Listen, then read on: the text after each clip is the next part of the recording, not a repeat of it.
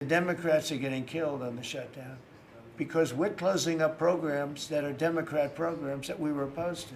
So we're being able, and they're never going to come back in many cases. So we're being able to do things that we were unable to do before. So we're closing up programs that are Democrat programs that we wanted to close up or that we never wanted to happen, and now we're closing them up. And we're not going to let them come back. The economy's doing well, prices are down, we have virtually no inflation, everything's going good, we're respected by every nation in the world, and you know what happened? The Democrats want to shut it down, and they want to shut it down because they want to give billions, ultimately trillions of dollars to illegal migrants, people that came into our country illegally. Some of those people are criminals, but they came into our country illegally, and they want to give them the essential over years, trillions of dollars, and our people aren't going to stand for it. They also want to have open borders. They want to have men and women's sports. They want to have transgender for everybody. These people are crazy, the Democrats. So if it has to shut down, it'll have to shut down. But they're the ones that are shutting down.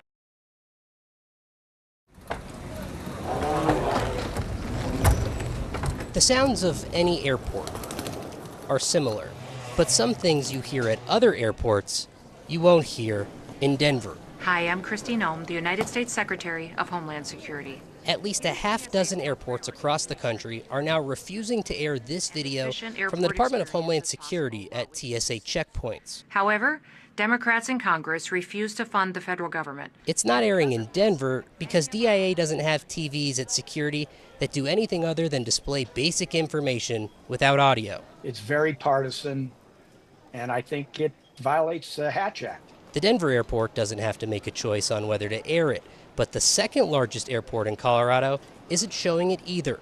The Colorado Springs airport says they have a policy against partisan messaging, guided by the Hatch Act. Basically, you separate political activities from civil servants or from federal properties or anything that deals with federal funds. Former Democratic Colorado Congressman Ed Perlmutter knows all about the Hatch Act. Well, the Hatch Act is something you learn about, before Congress. Perlmutter is an attorney, though, too. You hear about it under Democrats and under Republicans, but nothing to the extent that we're hearing it under this administration.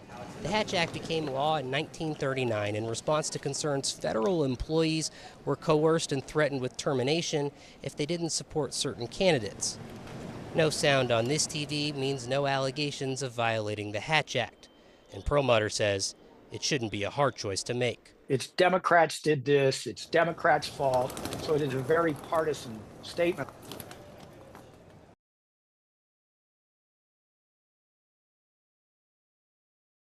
Today marks the first day that air traffic controllers have a completely different focus today.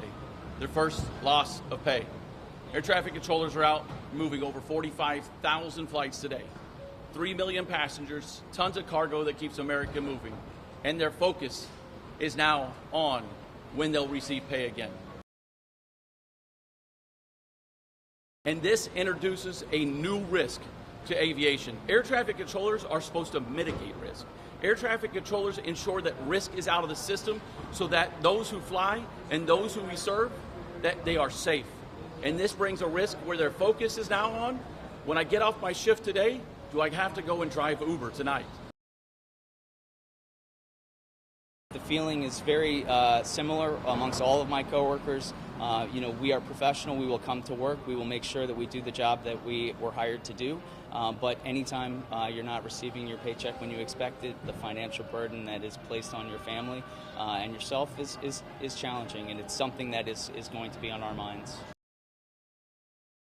Hi, I'm Christine Ohm. Secretary of Homeland Security Kristi Noem appearing in a Transportation Security Administration video intended to be played at airport security lines. Democrats in Congress refuse to fund the federal government, and because of this, many of our operations are impacted, and most of our TSA employees are working without pay.